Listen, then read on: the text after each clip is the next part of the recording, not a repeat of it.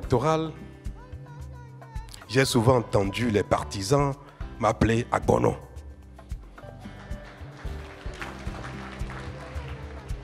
Cela m'amusait beaucoup et me complexait aussi un petit peu. À un moment donné, je commençais à dire, mais ne dites pas ça, ne m'appelez pas Agbono parce que vous allez émousser en moi l'ardeur avant l'œuvre. Puis, j'ai dit un jour, et après je l'ai répété une fois, je vais vous le dire en fond. Non, ma solom la gono. Mina somi. Muna zo azomi. Muna ya zoko. Muna wa zodi mina zomi yo. Nou fwede we aton ene. Wa zofo yan bono gonde yo. Jo mina to.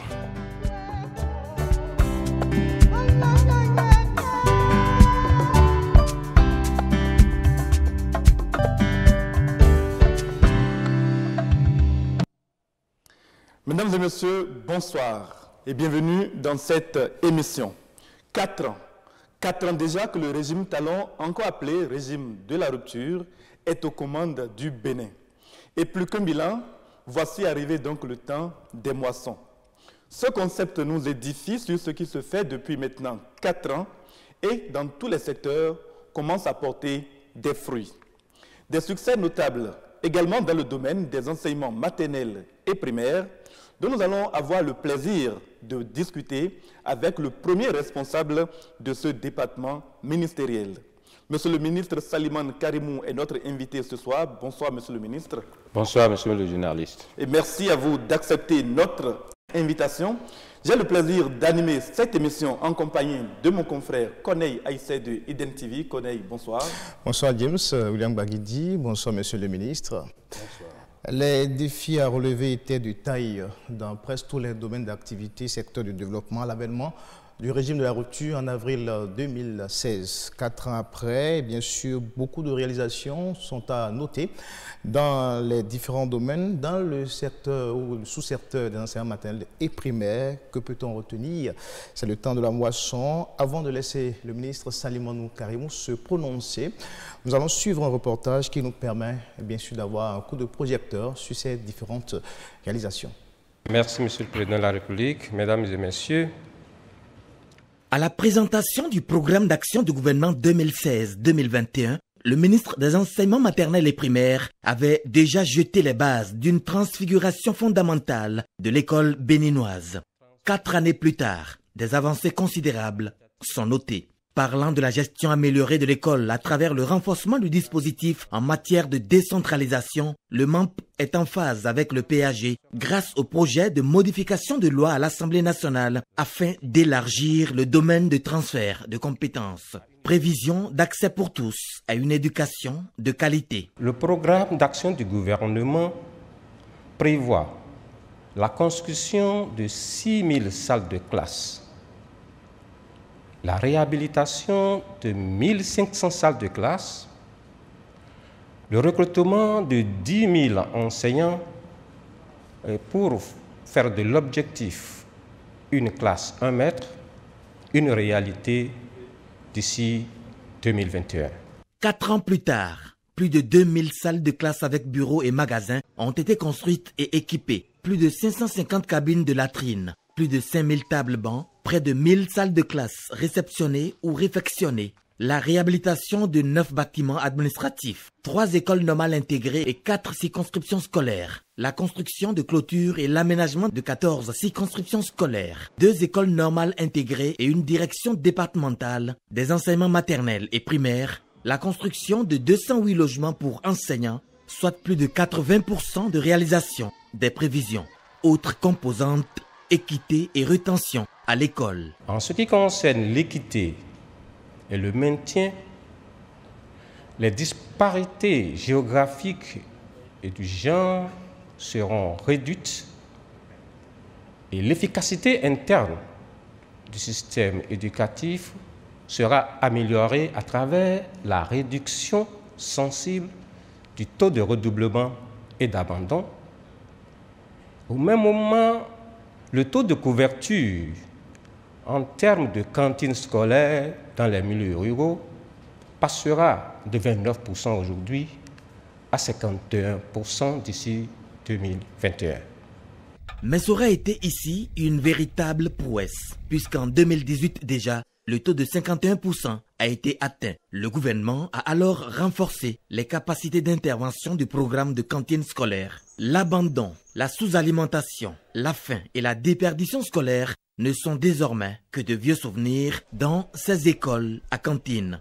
Ainsi, le gouvernement tend inexorablement vers l'option une école, une cantine. De 2016 à 2019, ce programme a impacté plus de 800 000 enfants dans 40 300 écoles environ. La dotation budgétaire accordée au fonctionnement des cantines d'1 milliard de francs CFA en moyenne en 2017 est passée à 10 milliards en 2018, puis 14 milliards en 2019 avec une prévision supplémentaire pour 2020. Toujours au titre de cette composante, le ministère des Enseignements maternels et primaires a élaboré un plan d'urgence de recrutement de plus de 10 000 enseignants, sans oublier les kits scolaires offerts à des centaines d'enfants de parents économiquement faibles. En 2016, le gouvernement a également prévu de mettre un accent particulier sur l'amélioration de la qualité de l'enseignement. En matière d'amélioration de la qualité de l'enseignement, il est prévu la formation initiale de 9 000 enseignants à raison de 1 800 par an. La formation continue de 100 000 enseignants à raison de 20 000 par an.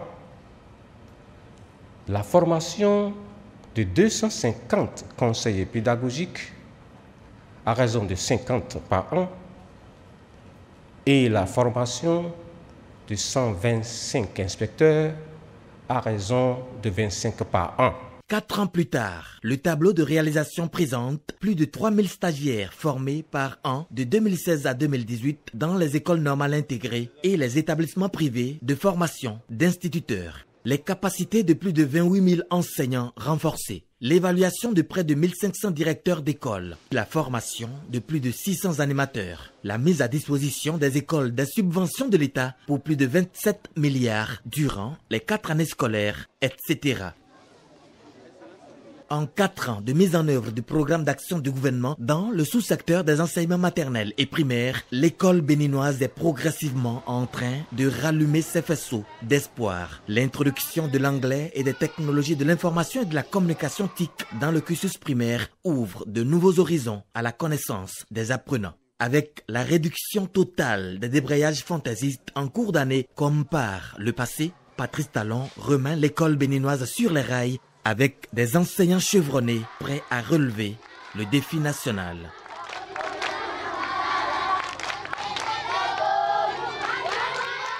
Jérôme Humboladi, c'est une transfiguration de l'école béninoise qui est en cours depuis maintenant 4 ans. Monsieur le ministre Salimane Karimou, voici donc un bilan qui est élogieux et qui devrait vous flatter. Quoi qu'il en soit, quand nous observons ce bilan-là, quel sentiment vous avez au regard de ce que vous avez accompli? Merci, monsieur le journaliste. Je dirais qu'en réalité, en me référant à l'adage populaire qui dit que lorsque les actes parlent, les paroles se taisent. Et même si nous devons reconnaître qu'il y a encore quelques insuffisances, nous pouvons déjà reconnaître que ce qui est promis au peuple béninois par le président Patrice Talon pour le sous-secteur des enseignements maternels et primaires est en train d'être réalisé.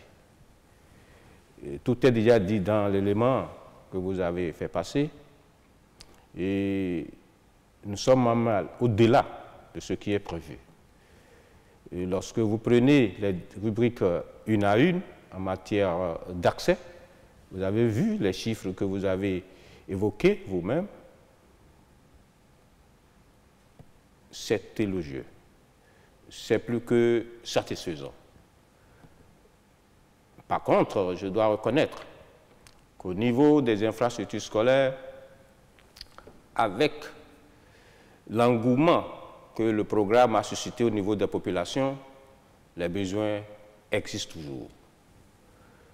Je dois pouvoir reconnaître qu'en matière toujours d'accès pour ce qui concerne le personnel enseignant, parce qu'une classe, c'est un enseignant, ce qui est prévu est également réalisé avant même le terme prévu.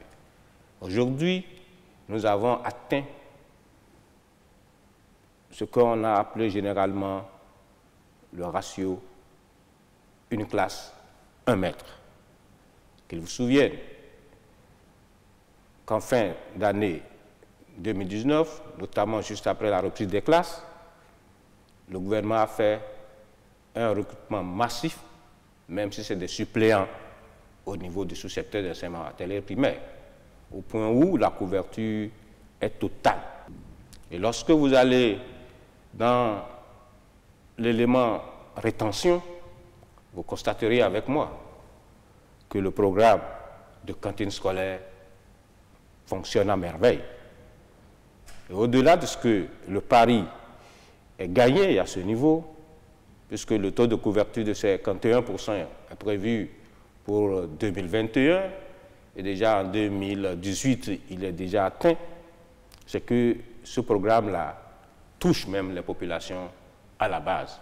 C'est un programme qui a eu, et nous avons suivi, nous avons observé, c'est un programme qui a eu d'impact positif sur la vie des populations, parce que les populations ont, à travers ce programme-là, trouvé l'occasion d'écouler certains de leurs produits. C'est pourquoi on a nommé d'ailleurs le programme national d'alimentation scolaire intégré.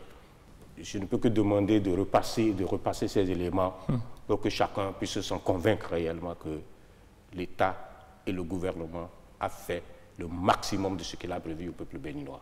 N'en demeure pas moins, Monsieur le ministre, qu'il y a des domaines dans lesquels la satisfaction des citoyens béninois n'est pas encore complète. Nous allons parler, pour commencer, de la qualité de l'offre éducative, le recrutement d'enseignants dont vous avez parlé. On a quand même vu des écoles dans lesquelles les maîtres n'étaient pas en nombre suffisant en ce début d'année scolaire 2019-2020. Et on a vu, comme vous l'avez également souligné, des enseignants qui n'ont pas accepté de rejoindre leur poste. Est-ce que là, il ne s'agit pas d'un échec de la politique que vous avez mise en place, ou alors que cet échec est partiel? Je rappelle que nous avons promis d'assurer la couverture totale en personnel d'ici à 2021. Et que déjà en 2019, à partir de ce programme, nous sommes à 100%, presque, je dis, je nuance à cause des désistements. C'est-à-dire nous sommes aujourd'hui à 97% et quelques, parce qu'il y a quelques-uns qui ont refusé d'aller dans certains milieux. Ce qui nous amène à faire quoi? À faire des réajustements et à beaucoup plus opérer pour le recrutement sur poste. C'est-à-dire, lorsque vous avez ces gens de milieu, il vaut mieux y aller et rechercher, n'est-ce pas, des gens qui y vivent déjà, mais qui ont les compétences nécessaires pour être dans les classes. Nous avons commencé par travailler pour ça, et avant la rentrée prochaine, 2020-2021, qui va coïncider avec la fin du mandat, ce problème-là pourra être résolu. Donc ça, c'est ce qui concerne le personnel enseignant. Même, il ne faut pas oublier, théoriquement, c'est 100% et ça va se réaliser. Mais chemin faisant également, nous sommes des hommes. Il y a également des cas de décès, il y a des cas de départ à la retraite. Donc, au fur et à mesure que cela va se présenter, on va essayer de combler. J'ai oublié de parler tout à l'heure du corps d'encadrement. Nous avons prévu recruter pour le compte de l'État, pour assurer l'encadrement de ces enseignants, 250 conseillers pédagogiques par an, à raison de 50 par an. Le pari a été gagné à ce niveau.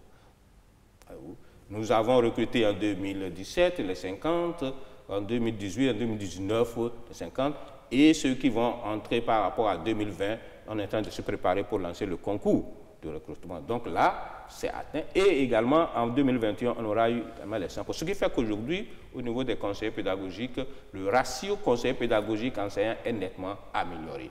Nous sommes en train de réorganiser ou de reconfigurer les zones pédagogiques, pour que, au moins, les conseillers pédagogiques puissent être plus rapprochés des enseignants. Quand on prend le volet, par contre, des inspecteurs, et c'est là où où je peux vous parler des insuffisances dont je faisais cas tout à l'heure, c'est prévu que l'État puisse en recruter 25 par an, également pour réduire le ratio. Mais malheureusement, le budget est disponible. On a chaque fois organisé le test d'entrée à l'école de formation en dehors de la session 2017, 2016 du moins, ce que nous n'avons pas pu organiser. En 2017, chaque fois qu'on organise le test, on n'a jamais eu le nombre, n'est-ce pas, voulu pour la formation. C'est-à-dire, par rapport aux critères, il faut avoir tout au moins une moyenne supérieure ou égale à 10 sur 20. Encore que c'est un concours. Et chaque fois, quand on délibère, on n'a jamais cet effectif-là pour avoir les 25. La dernière session nous a donné que seulement 5 sur 25 qu'on recherchait, alors que le budget est là pour former les 25. Donc là, on est obligé de mettre en formation les 5 aux côtés des 21 autres qui étaient déjà en formation pour la session qui est passée. Donc on est en train de mettre là 2 promotions ensemble pour pouvoir gagner du temps. Alors notre espoir est que à partir de la session prochaine que nous ayons plus, n'est-ce pas, de candidats également, plus d'admis. Voilà, ça c'est des insuffisances qui ne dépendent pas de l'État, mais qui dépendent des contingences du moment. D'accord. Monsieur le ministre, à vous suivre, on comprend aisément que l'épineuse question du déficit d'enseignants dans nos écoles aujourd'hui déconjuguée au passé, si on peut s'exprimer ainsi. Je pense qu'il ne faut même plus douter là-dessus. Ça, c'est un problème fondamental que le gouvernement actuel a réussi. Le déficit d'enseignants date de plusieurs décennies. Et on a toujours eu, disons, des solutions palliatives pour pouvoir le résoudre. Aujourd'hui, c'est abordé, n'est-ce pas, d'un trait et c'est résolu. Donc, on n'a plus aujourd'hui de classes sans enseignants. Personne ne peut se plaindre du fait que nous avons des classes sans enseignants. Et mieux, pendant des années, je dirais des décennies, c'est les communautés à la base qui souscrivent pour recruter des enseignants. Rappelez-vous de l'histoire des enseignants communautaires. C'est parti d'où? C'est parti de là. C'est parti du déficit d'enseignants. Et les communautés à la base étaient obligées de s'organiser pour recruter quelqu'un, n'est-ce pas, qui est peut-être libre dans la localité, mais qui n'a pas forcément les compétences d'enseigner. Et c'est ça qui a généré tout ce que cela a généré. C'est ça qui a conduit le gouvernement à dire il faut quand même pour qu'on puisse identifier les besoins de ces enseignants-là pour revoir la question de la qualité de l'enseignement. Oui, mais en dehors du recrutement, on dit souvent un homme, des missions et des moyens. Est-ce que ces enseignants aujourd'hui sont dans des conditions requises? Je parle du traitement, puisqu'il y a des efforts qui ont été fournis, qui ont été faits pour relever le niveau. On a parlé de la formation, les infrastructures scolaires et autres, mais le traitement de ces enseignants. Vous savez, la question de besoin, la question de traitement, pour ma part, c'est toujours relatif. Dans certaines circonstances, je dirais à la limite, et ça dépendra peut-être également des individus. Il y a des gens qui n'ont pas besoin de beaucoup de moyens quand même pour mener une vie aisée. Par contre, il y en a, quel que soit le minimum que je trouve, continue de dire « Ah non, il n'y en a pas toujours assez ». De façon globale, en matière de recherche du matériel, l'homme ne sera jamais satisfait. Mais le rôle d'un État, d'un gouvernement, c'est d'assurer le minimum nécessaire pour un agent qu'il a envoyé en mission. Ce qui fait que tous les enseignants, agents, contracteurs de l'État, fonctionnaires de l'État en activité aujourd'hui perçoivent régulièrement leur salaire. Okay? Et le gouvernement a fait l'effort d'améliorer même leurs conditions de travail. Toutes les primes que les enseignants percevaient sont toujours maintenues et mieux, l'année dernière, pour le compte du budget 2019, le gouvernement a encore mis en place un certain nombre de primes pour les enseignants suite aux négociations que nous avons eues avec les partenaires sociaux. Désormais, ils perçoivent les primes d'habillement, désormais, ils perçoivent les primes d'installation, ainsi de suite. Je m'en arrête là. Donc, ça veut dire que c'est amélioré. Par rapport aux jeunes que nous appelons aujourd'hui des aspirants, des suppléants, là également, le minimum est mis à leur disposition. Chaque enseignant là est mis dans un cadre bien donné. C'est vrai que c'est aujourd'hui l'Agence nationale pour la promotion de l'emploi qui les gère pour le moment, mais on a l'assurance qu'à la fin de chaque mois, ils perçoivent leur émolument. Et de ce point de vue, on n'a pas de plainte jusqu'à présent.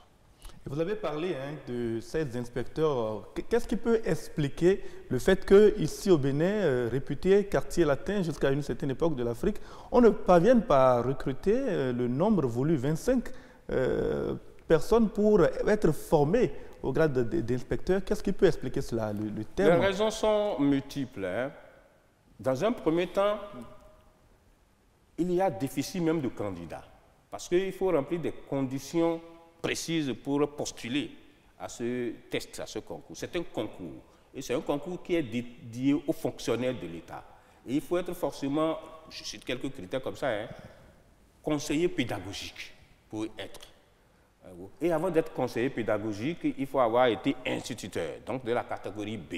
Donc avec le gel de recrutement, avec l'arrivée massive, comme parlons tout à l'heure, des enseignants communautaires, hein, le corps des conseillers pédagogiques et le corps des inspecteurs ont eu le temps, n'est-ce pas, de se dégrader, de se démunir de son personnel, au point où on n'a plus suffisamment de conseillers pédagogiques pour nourrir, n'est-ce pas, le corps des inspecteurs. Et ça qui fait que, alors quand on lance le concours, on a très peu de candidats. Ok, ça, c'est une première raison que j'évoque. Deuxième raison, vous savez, vous avez bien évoqué, disons, cette appellation, ce titre-là dont nous sommes réjouis pendant des années, quartier latin de l'Afrique. On se dit, mais pourquoi aujourd'hui on recherche, n'est-ce pas, 25 et il faut avoir une moyenne supérieure ou égale à 10 pour et qu'on n'en a pas. Là, ça doit pouvoir nous interroger. Il faut interroger le passé et voir que le système éducatif, de façon globale, par le passé, a connu assez de problèmes, assez de difficultés. Souvenez-vous, peut-être on en a enlevé là, peut-être on n'en enlevera pas.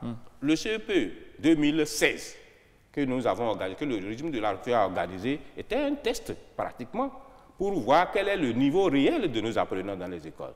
Et nous avons dit par rapport à cet examen-là, qui est la première session du régime, on va mettre de côté tout ce qui est favoritisme, c'est-à-dire on ne va pas racheter, on va voir le niveau réel de ces apprenants. Et c'était une véritable catastrophe en son temps. Vous avez constaté, on avait eu à peine 40% de taux de réussite, n'est-ce pas, à partir de cette session. Alors qu'en avant, l'année qui a précédé, le taux de réussite aussi peut être au-delà de 90%. Alors qu'est-ce qui provoque cette chute brutale? C'est-à-dire qu'il y a eu, ou il y aurait eu, je vais peut-être nuancer, un peu de complaisance par le passé. Et lorsque le régime actuel a pris l'option de faire les choses telles qu'elles doivent se faire, correctement par rapport au test, vous avez constaté, n'est-ce pas, les dégâts, et nous sommes en train de corriger petit à petit. Et là, ça me permet d'évoquer la question de l'amélioration de la qualité, ce que nous avons promis, comme quoi le taux de promotion pourrait être amélioré. Et on a dit qu'on va passer, n'est-ce pas, d'un taux de 40% à notre base, là, à 75%. Okay? Aujourd'hui, ne serait-ce que par rapport au certificat d'études primaires, nous sommes partis de tout au moins de 40% à 84%, voire 85% en 2019. Et dans le respect, il n'y a pas eu de favoritisme. À aucun moment, on a essayé de donner des chiffres qui vont donner l'impression que quelque chose se fait de bien. Pas du tout. Pas du tout. Par contre, ce qu'on a observé et qui doit nous faire travailler, sur lequel nous réfléchissons déjà, ce que nous avons observé, c'est le suivant. Du fait que, à partir de 2016, où on a dit 40%, tous les directeurs d'école qui ont eu 0% de taux de réussite ont été sanctionnés. Il n'y a pas de là qu'on ne s'est pas sanctionné. Alors, qu'est-ce qui s'est passé? C'est que certains, je ne dirais pas tous les directeurs d'école, ont commencé par sélectionner les enfants déjà partis du cours d'initiation. Okay, donc, ce n'est pas tout le monde qui passe au cours préparatoire comme prévu, ce n'est pas tout le monde, le taux de redoublement au cours préparatoire est élevé, ainsi de suite. Ce qui fait que, arrivé au CM2, pour l'examen, c'est les meilleurs qui sont présentés. Voyez-vous? Et si c'est les meilleurs qui sont présentés, le taux de réussite va s'améliorer forcément. Alors, nous avons découvert le poteau rose, ça on a dit, il y a quelque chose qui ne va pas à ce niveau-là. Alors, revoyons de près comment se fait l'étude des dossiers pour la candidature au certificat d'études primaires. On a découvert qu'effectivement, on a raison de penser que les directeurs d'école ne présentaient plutôt les élèves du CM2. Ils ne présentaient que les meilleurs. Alors, quand on a fait reprendre le processus d'étude des dossiers, on a eu plus de 1500 candidats en plus de ce qui était déclaré. Donc, ça vous dit qu'en réalité, il n'y a pas eu de tricherie à ce niveau.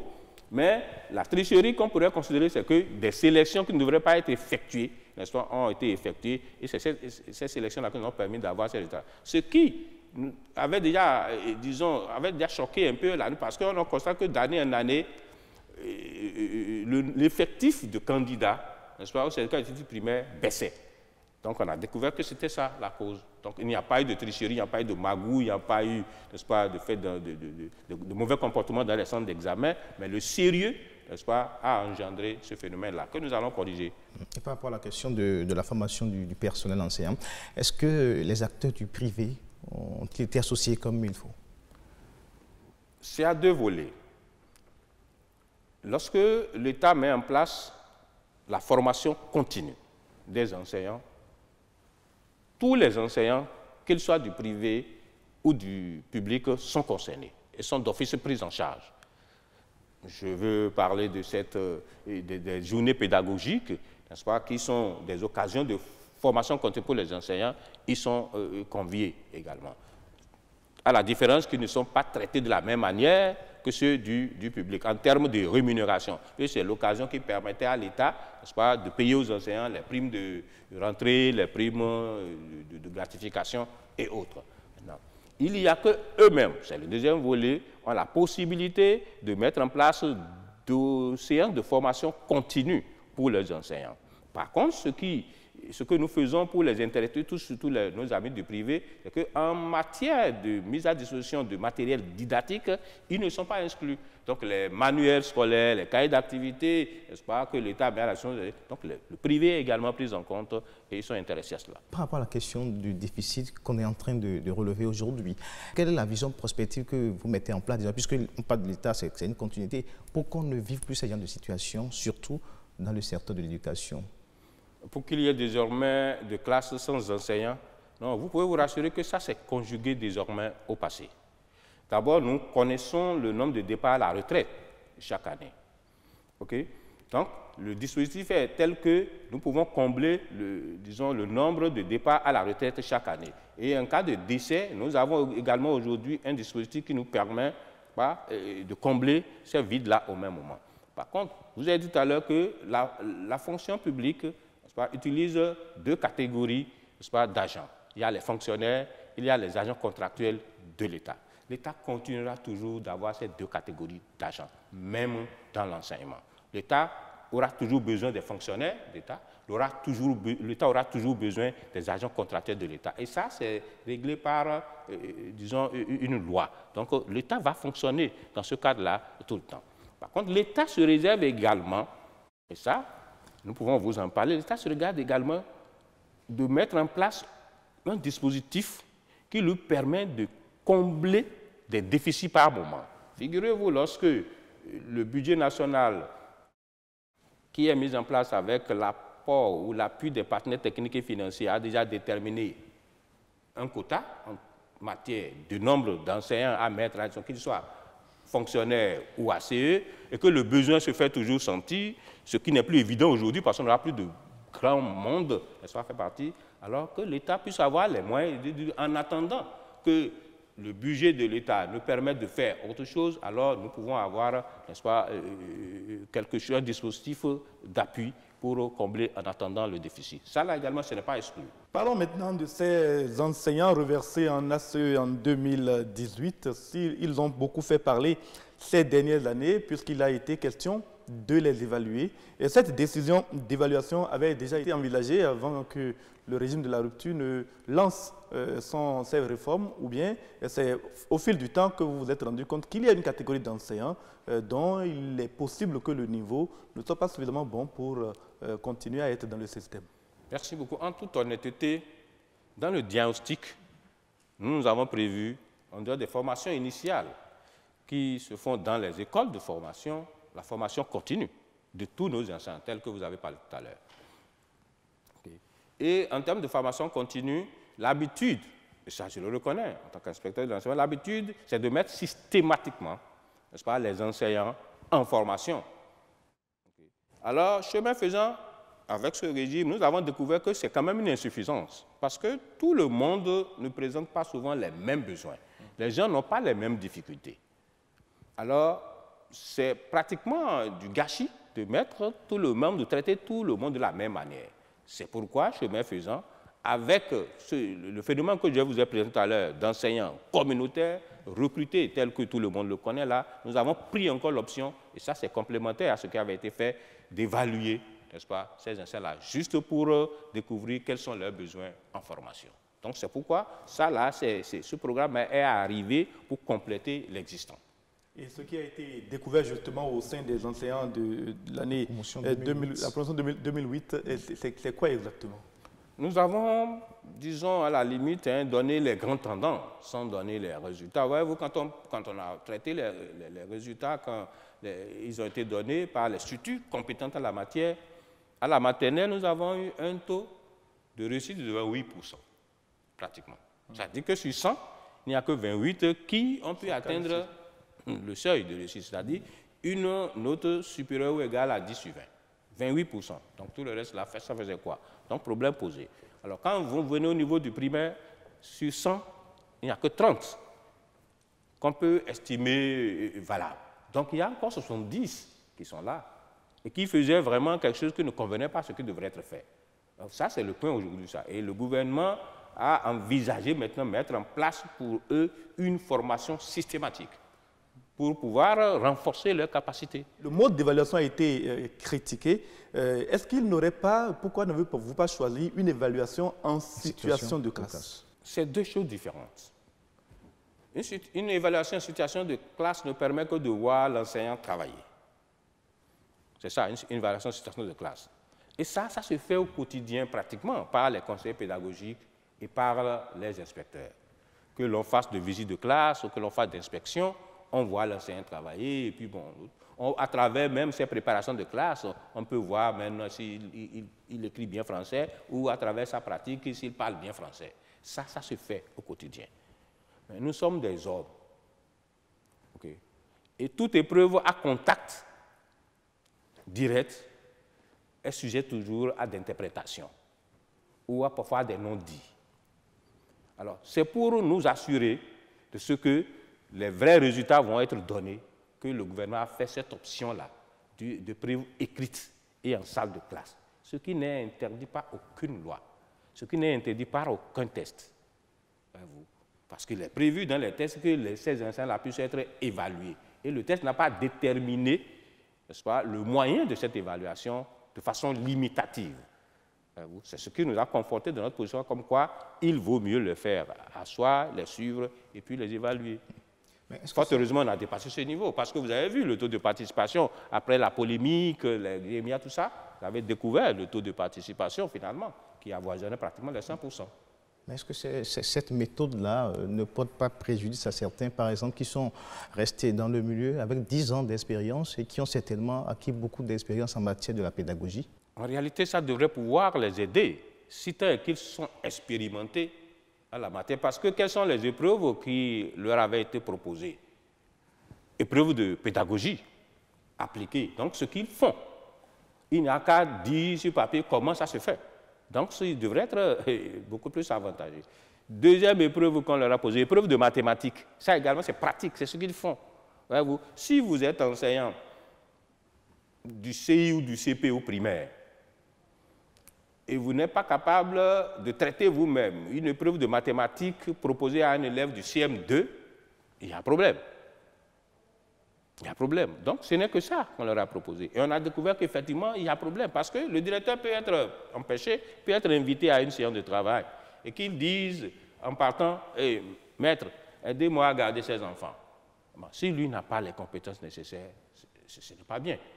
Voyez-vous. Donc, nous avons fait l'option de cette évaluation en toute connaissance de cause et sans, disons, avoir dans l'esprit la chicanerie ou, disons, diminuer les gens ou... bref. On a dit que vous avez choisi cette promotion 2008 parce qu'elle a été utilisée, elle aurait été utilisée par le régime précédent comme un bétail électoral à un certain moment. Il faut exclure toute considération politique, voilà, limite politicienne. Nous, on n'a pas travaillé sur cette base. Vous avez donné tout à l'heure des précisions. Vous savez, c'était réellement un problème pour le pays que les communautés à la base soient obligées de recruter elles-mêmes des enseignants sans aucun critère. Mais le système était comme ça. Si vous fouillez bien, et ça c'est démontré, je ne vais pas donner de nom, mais j'ai des preuves. Vous avez dans cette catégorie d'enseignants des gens qui n'ont pas fait la classe de 3e, des gens qui n'ont pas fait la classe de 5e. Parce que dans certains milieux de notre pays, mais vous n'avez, ceux qui sont un peu plus ou moins éveillés sont sortis de leur localité. Ils sont allés en ville. Donc, les gens ont vu sur le terrain ceux qui parlaient français un peu dans la localité et ils se sont débrouillés après pour avoir au moins le BPC. D'une manière ou d'une autre, ils ont eu le BPC pour refaire leur carrière. Il y avait réellement problème à ce niveau. Donc, ce qu'il fallait éviter, c'est de ne pas arriver là. Et c'est ce que l'État est en train de faire. C'est pourquoi, même par rapport aux suppléants, aux aspirants, le gouvernement actuel n'est pas allé de cette manière. On a d'abord fait des tests pour recruter des gens qui sont capables d'aller enseigner. On vous a parlé une fois de la constitution de cette base de données, qui nous a permis de mettre en place aujourd'hui un fichier dans lequel on peut puiser à tout moment pour, n'est-ce pas, nourrir nos écoles en matière d'enseignants. C'est cela. Ce n'est plus la même chose que ce qui avait été fait. Donc ça, en toute honnêteté, il y avait un petit problème. Et notre souci n'était pas de les sortir, ou n'est pas de les sortir des écoles du système ou de la fonction publique, c'est de renforcer la capacité pour que nous puissions avoir nos résultats dans nos classes. Si on ne procède pas ainsi, on dit, bon, on va essayer d'arranger les choses, on va satisfaire les uns et les autres, c'est le pays qui va en pâtir. Alors, on a surtout parlé de la qualité de l'éducation reçue et donnée. Alors, Monsieur le ministre, quelles ont été les innovations de ces réalisations, puisqu'on a compris, on a lu également qu'il y a une introduction des TIC dans les programmes de formation. Tout à fait. Et là également, c'est l'un des projets phares du gouvernement. C'est vrai qu'il y a eu quelques essais, n'est-ce pas, d'introduction par le passé, mais qui n'avaient pas prospéré. Je veux parler de projets Sankoré que nous avons eu dans certaines écoles de formation, mais qui n'avaient pas prospéré. Mais cette fois-ci, le gouvernement a fait l'option d'initiation de nos apprenants aux outils informatiques. C'est pourquoi il y a eu aujourd'hui, vous allez dans plusieurs écoles aujourd'hui, tout au moins dans les chefs-lieux de département, vous aurez au moins une classe multimédia, qui est là où les enfants, n'est-ce pas, ont accès. Dans chaque complexe scolaire, au niveau de ces écoles, de départements, et ça, nos partenaires techniques et financiers nous ont accompagnés là-dessus, ça c'est systématique. Nos enfants aujourd'hui savent ce qu'on appelle un ordinateur, ils savent comment on allume un ordinateur, ils savent comment on clique, ils savent comment on traite sur l'ordinateur. Donc ça, c'est déjà un début de commencement. Et dans tous les départements du Bénin aujourd'hui, vous avez ça. C'est à titre expérimental et chemin faisant, ça va s'améliorer, ça va augmenter. Aujourd'hui, nous avons dans le système un bon nombre d'écoliers et d'enseignants qui s'habituent petit à petit, n'est-ce pas, à ce système. Avant même de pouvoir utiliser l'outil informatique, encore faudrait-il dire écrit bien français. C'est en cela, sans doute, que la dictée a été réhabilitée, non pas seulement pour les classes, mais également pour le CEP. Et pourquoi avez-vous décidé de ramener la dictée après tant d'années de disparition de cette épreuve? Je voudrais vous rappeler que la dictée n'est pas une matière, c'est un exercice qui permet d'évaluer les connaissances linguistiques de tout apprenant. C'est vrai que pendant des années, on a mis en veilleuse et la dictée, elle n'avait pas été supprimée des programmes d'études. On avait dit tout simplement que la dictée ne ferait plus objet d'évaluation à l'examen, donc encore moins constituer une épreuve éliminatoire. Les raisons évoquées en son temps étaient quand même valables, parce que c'était la période. Et le Bénin n'a pas été le seul à le faire, on l'a fait après la France. Parce qu'on a estimé que la dictée ne doit pas constituer un obstacle pour l'enfant, pour ses études. Un enfant peut devenir ingénieur, statisticien, peut devenir ingénieur économiste, peut devenir ingénieur hydraulique, peut devenir sans forcément être excellent en français. Puisque la dictée, je vous l'ai dit tout à l'heure, n'est qu'un exercice qui permet d'évaluer la maîtrise des outils linguistiques. Donc, c'est par rapport à la langue. Okay. Et c'est ce qui a fait qu'on a dit au Bénin aussi, bon, on ne supprime pas, on n'enlève pas, mais ça ne va plus faire objet d'évaluation, encore moins objet d'obstacle. Et ce qui s'est passé, c'est que du moment où ce n'est plus évalué, les enseignants de moins ont laissé tomber. Et ils ne le faisaient plus dans les classes. Mieux, c'est que ce n'était plus sur les emplois du temps.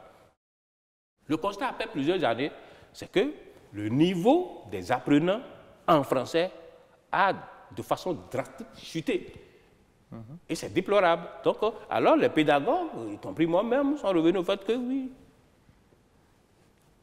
pour contrôler, pour savoir si réellement cet enfant-là maîtrise les fondamentaux de la langue française, il faut le soumettre à cet exercice-là. C'est pourquoi, depuis 2016, comme nous sommes arrivés, nous avons réintroduit la dictée sur les emplois du temps. Nous avons redocumenté la dictée avec toutes les formes, comment ça doit se faire. On a formé encore les enseignants pour ça.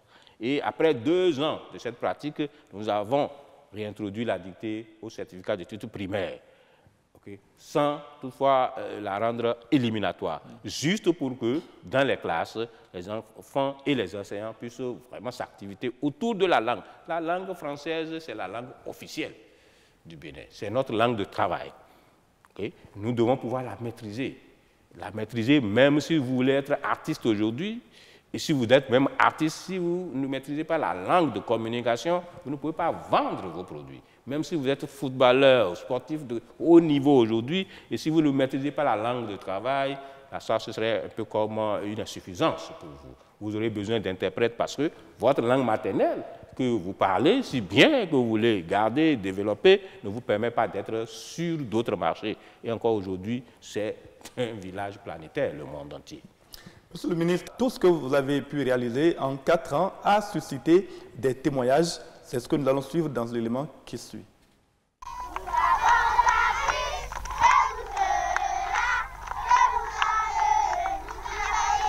C'est une initiative à saluer.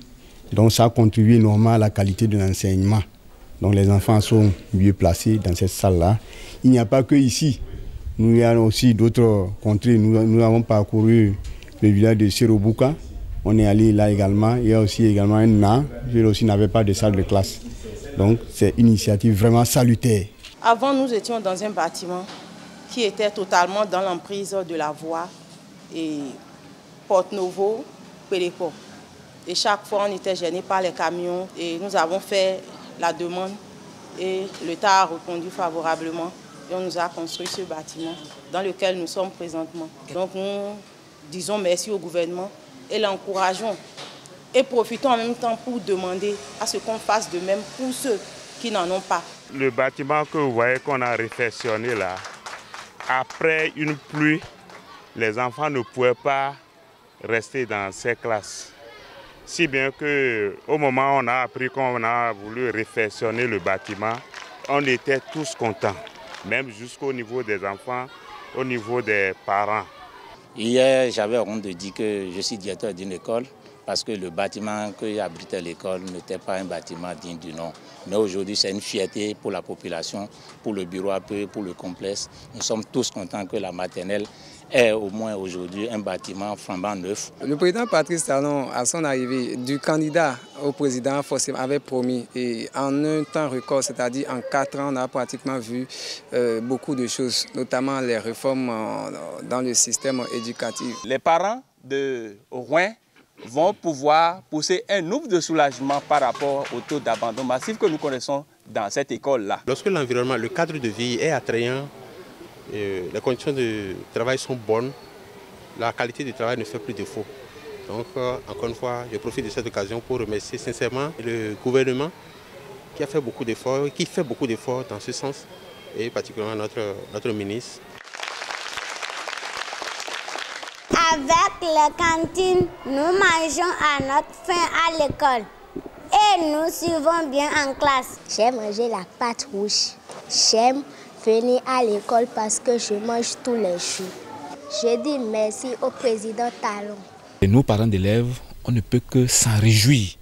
On ne peut que être content donc de cette mesure-là qui permet à l'enfant de venir à l'école, surtout ici dans la Takura où certains viennent le matin, ils restent jusqu'au soir et n'ont rien pour manger.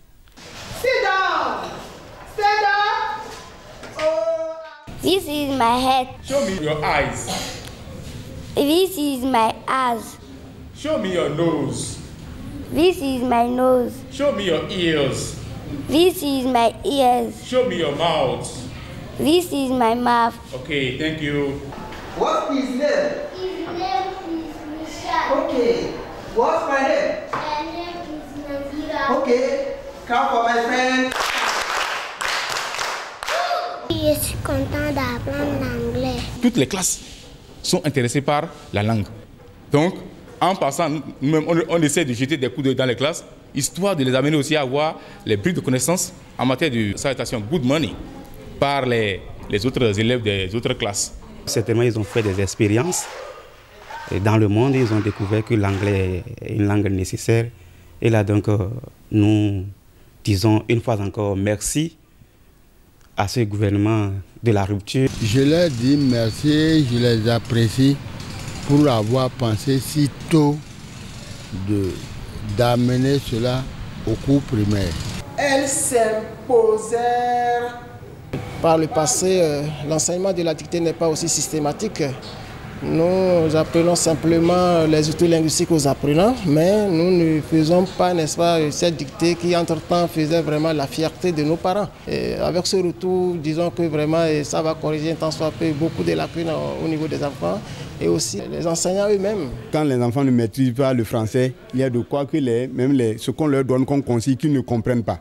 Donc, ce qui a été fait, c'est pour aider les enfants à mieux cerner les cours qu'ils reçoivent. On apprend à écrire notre nom et prénom avec la classe, avec l'âge. C'est ici que j'ai touché le clavier pour la première fois. Ça sort de l'ordinaire et moi je tire chapeau à tous ceux-là qui ont œuvré pour l'introduction de cette type dans l'enseignement. Je suis très ravi et je demande à notre président de la République, M. Guillaume Athanase Talon, de toujours continuer avec l'élan, que vraiment l'école béninoise doit émerveiller. Avant, mes enfants rentrent au cours secondaire avant de connaître ce qu'on appelle ordinateur. À l'école du Benson, c'est une grande joie pour moi et que ça commence par les petits-enfants pour commencer. Quand ils vont rentrer au collège, ça ne fera plus de problème pour eux. Le gouvernement fait beaucoup et les enseignants également, je crois qu'ils sont conscients et ils vont prendre conscience et accompagner comme il le faut. Tout ça, c'est pour le bonheur des apprenants. Alors, chers téléspectateurs, vous avez suivi et bien sûr les acteurs du domaine apprécié quand même les réalisations qui ont donc été faites depuis l'avènement du régime de la rupture. Monsieur le ministre, nous avons également suivi quand même tout à l'heure des écoliers qui s'exprimaient aisément en anglais. Ça fait partie des innovations également apportées sous le mandat. Merci beaucoup. Déjà, le candidat Patrice Talon avait déjà dans son projet de société l'introduction de l'anglais au primaire, ne serait-ce qu'à titre expérimental. Et également dans le programme d'action du gouvernement, cela a été confirmé. Et c'est pourquoi nous avons travaillé dans ce sens que l'anglais devrait désormais rentrer dans nos écoles à partir du primaire. Vous comprenez? Oui, vous et moi, nous avons appris l'anglais au secondaire à partir de la classe du 6e. Et pour ceux qui sont allés jusqu'en terminale, ça fait une bagatelle de 7 ans. OK. Mais très peu de nous sont quand même capables de s'exprimer en anglais facilement. C'est vrai qu'à cela, on peut trouver plusieurs raisons. Mais la raison fondamentale pour moi, c'est que les langues s'apprennent facilement lorsqu'on est tout petit. Parce qu'en ce moment-là, on n'a pas encore conscience de ce qu'on est dans un apprentissage contraignant. Non. Vous prenez vos enfants dans la maison, dans le quartier, ils apprennent toutes les langues tout naturellement. C'est pourquoi ça a été très, très justifié d'introduire cet anglais-là à partir du cours primaire. Et nous sommes mis dedans. C'est un programme qui a sa note conceptuelle, qui a toute sa documentation et qui fonctionne correctement aujourd'hui et qui se trouve dans près de 216 écoles aujourd'hui. Encore que c'est à titre expérimental. Nous avons fait l'option de le faire d'abord oralement, c'est ce que vous avez vu tout à l'heure. Okay. Et à partir de la rentrée très prochaine, à partir du cas de C2, l'écrit, n'est-ce pas, va être introduit dedans. Ça s'impose à nous aujourd'hui. Ça s'impose à nous dans ce sens qu'au-delà même de ce que nous sommes à côté, n'est-ce pas, du Nigeria, où la langue de travail, c'est l'anglais, mais le monde entier aujourd'hui, n'est-ce pas, est dans la logique de tout faire en anglais. C'est la première langue la plus parlée dans le monde aujourd'hui. Alors si c'est ça, alors qu'est-ce que le Bénin fait par rapport à cela? Donc c'est pourquoi le gouvernement a fait cette option de pouvoir introduire l'anglais à partir du primaire. Et vous avez constaté, petit à petit, on va évoluer jusqu'à ce que ce sera totalement généralisé. Du CI au CM2 au primaire, nos enfants font apprendre à parler et à écrire l'anglais.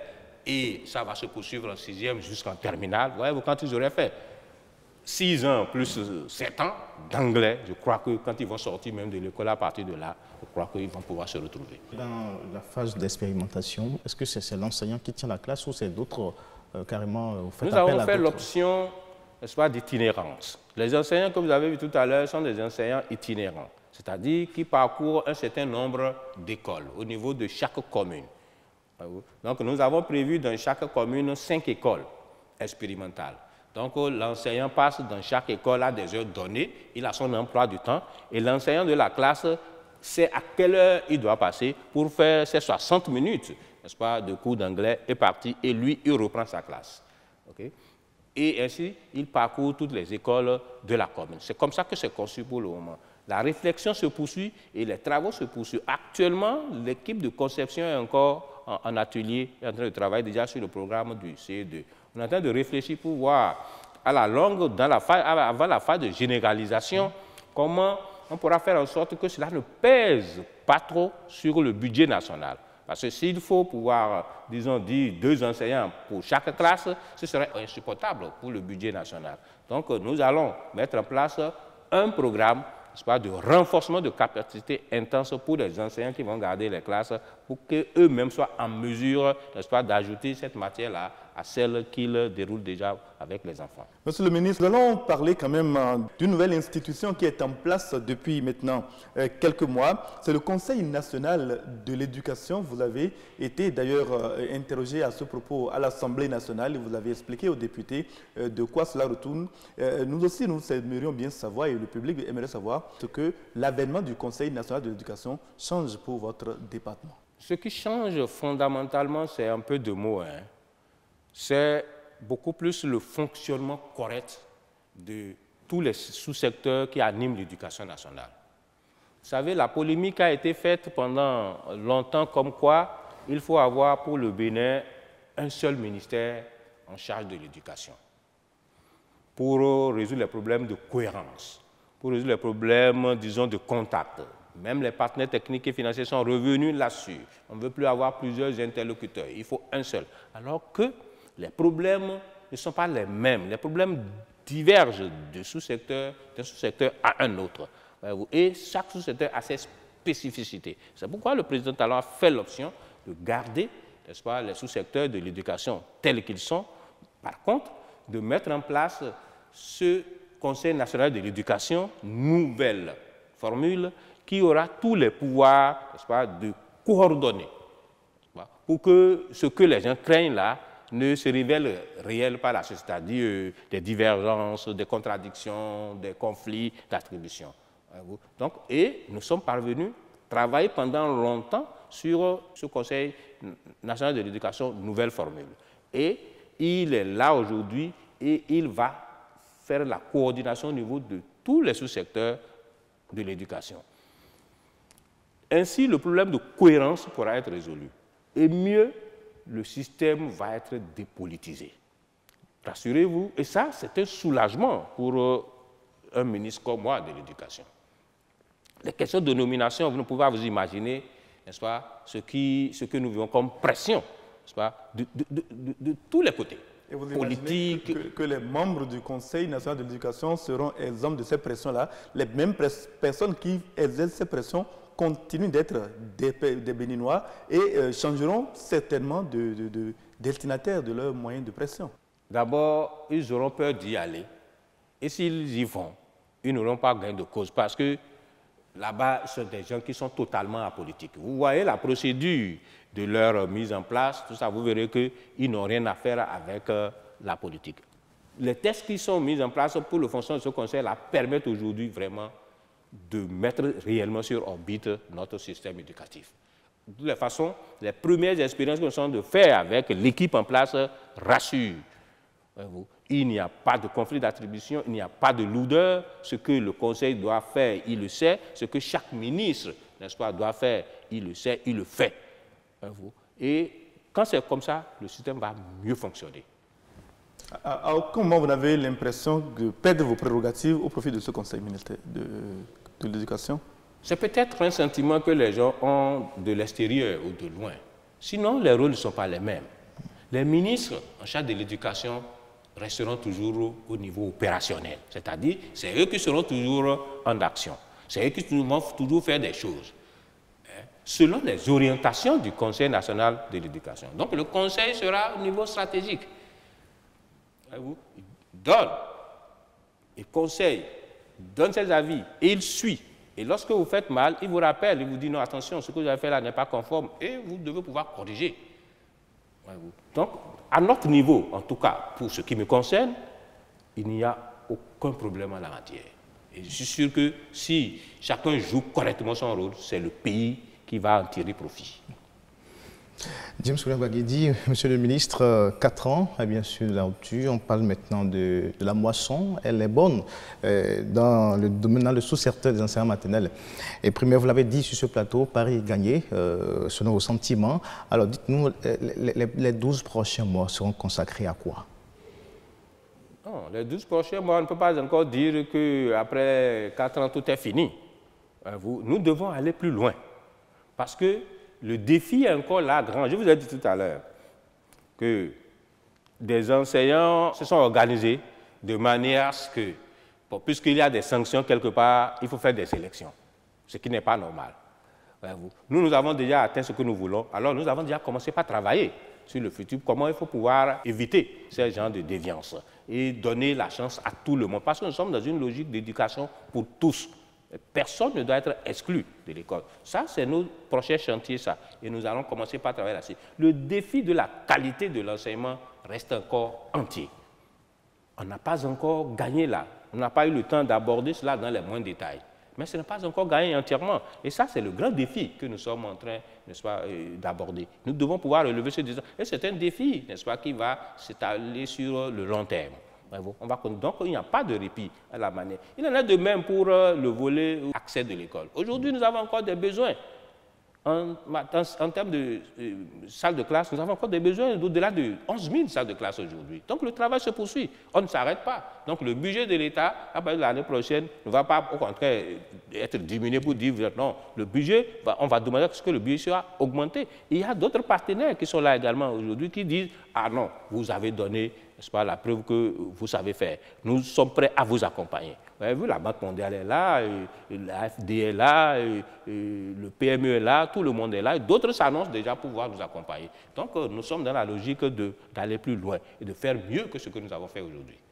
Merci, Monsieur le ministre. Nous avons consacré cette émission au bilan de la 4e année du régime de la rupture. J'y arrive, à toutes les réalisations qui ont été faites dans le domaine des enseignements maternelle et primaire. On n'a pas beaucoup parlé des cantines scolaires parce que là, bien entendu, les résultats se font voir par eux-mêmes. Plus de 800 000 enfants sont déjà impactés et plusieurs dizaines de milliards de francs CFA sont consacrés désormais chaque année. L'objectif annoncé a déjà été atteint et d'ici quelques années, en tout cas, je suis persuadé que d'autres objectifs seront fixés pour être atteints également dans les plus brefs délais. Nous avons parlé également de l'accès à l'éducation, nous avons parlé de tout ce qui permet aujourd'hui à l'école béninoise de redorer son blason et peut-être de permettre au Bénin de redevenir ce quartier latin de l'Afrique qu'il a incarné. J'ai eu le plaisir d'animer cette émission en compagnie de mon confrère Corneille Aïssé de Eden Télévision. Merci à vous, Monsieur le ministre, d'avoir accepté notre invitation. Si je devais vous donner la parole pour un dernier mot, vous aurez certainement dit que le bilan n'est pas encore complètement satisfaisant. C'est ce que vous avez déjà dit. Je vous remercie pour avoir donc accepté de prendre part à cette émission. À très bientôt, chers téléspectateurs, pour d'autres bilans de cette 4e année du régime de la rupture.